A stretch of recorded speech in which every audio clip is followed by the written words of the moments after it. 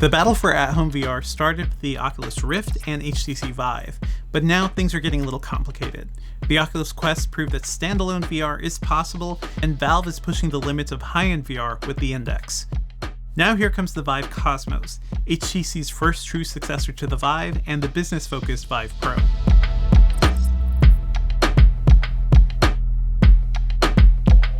Technically, the Cosmos is an upgrade in just about every way, but there's just one problem. It costs $699, which makes it far more expensive than the $400 Oculus Quest and Rift S. The Cosmos' price is a baffling strategic decision by HTC when the competition is so strong. It could be that HTC is banking entirely on the Cosmos' specs to justify the cost.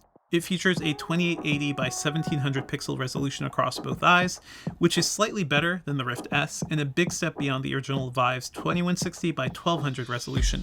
It has inside-out tracking, meaning its sensors are built right into the headset, and the Cosmos also comes with new motion controllers, which are a huge improvement over the enormous Vive controllers. It's also worth noting that the Cosmos' LCD screens run at 90Hz, while the Rift S is just 80Hz. And frankly, 90Hz is usually considered the bare minimum for smooth and immersive VR. But if you're looking for the true top-of-the-line hardware, the Index has everyone beat with 120Hz screens in an experimental 144Hz mode. The Cosmos doesn't look much different than most modern VR headsets. There are 6 cameras around the front, a halo-like head strap, and built-in headphones. It has a slick dark blue and black aesthetic that looks more interesting than the original Vive. It also looks and feels like a higher quality product than the Rift S, which Oculus farmed out to Lenovo to design and build. Another plus, you can also flip the Cosmos up while you're wearing it, like many Windows mixed reality headsets, in case you need to take a quick break. HTC made sure to put plenty of comfy cushioning around the headset, especially where it rests on your forehead and around the eyes. The Cosmos is easy to put on thanks to its flexible visor, but it didn't sit as comfortably on my head as the Index or the Rift S. It didn't matter how much I fiddled with the head strap, it always felt a bit off. That didn't prevent me from wearing it for shorter sessions, but it definitely hurt the Cosmos' sense of presence, since I was always aware of it. I also hope HTC gets rid of the pattern along the forehead cushion, because it inevitably leads to weird imprints on your head. While I definitely have quibbles with its design, I appreciated not having to set up any lighthouse sensors to use the Cosmos. Instead, it has built-in sensors which map your environment and track your movement. We've already seen these sensors on the standalone Vive Focus headset, but this is the first time HTC has brought them to the flagship PC device.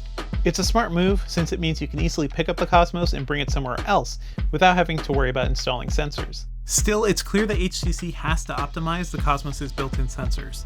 It couldn't see my office at all at night until I turn on every single light in the room, and that's not an issue I had with any other VR headset.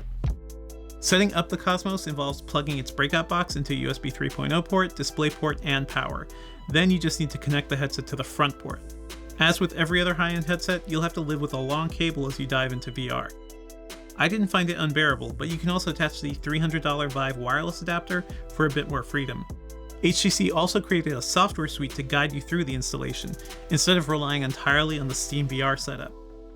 There's a quick tutorial as part of the elaborate new Vive Reality System experience, but you'll be spending most of your time in Lens, HTC's new interface for exploring your VR library. The Cosmos also comes with a year's worth of Viveport Infinity, HTC's subscription service that gives you access to a huge amount of games and experiences. It typically costs $13 a month or $108 annually, so getting a free year is a solid deal. Viveport Infinity is also integrated directly into the Lens, so games you snag there will show up along with anything you've purchased via Steam or the Vive store.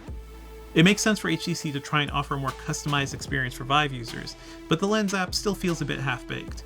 Once I got going, the Vive Cosmos managed to deliver a solid high-end VR experience. In the shooter raw data, the high-res displays made the environments look crisper and more detailed than on the Vive. It was also a great test for the Cosmos' tracking and motion controllers, since it involves a lot of fast-paced shooting with a variety of weapons. The headset didn't have any trouble keeping up, even when I was desperately trying to avoid getting killed by evil robots. Superhot, which is still my favorite VR game, runs like a dream on the Cosmos. It's slower paced and it also involves plenty of movement and precise combat. Clearly, HTC didn't lose much accuracy by moving to inside-out tracking. The only major issue I had was the Cosmos' need for a ton of light. I would occasionally get error messages in-game saying my environment needs to be brighter, but at least HTC is aware of that issue. So far, the company has just reduced the amount of error notifications that pop up, but I'm hoping it figures out some way to optimize its sensors for low light. The Vive Cosmos' controllers, meanwhile, feel serviceable yet unremarkable.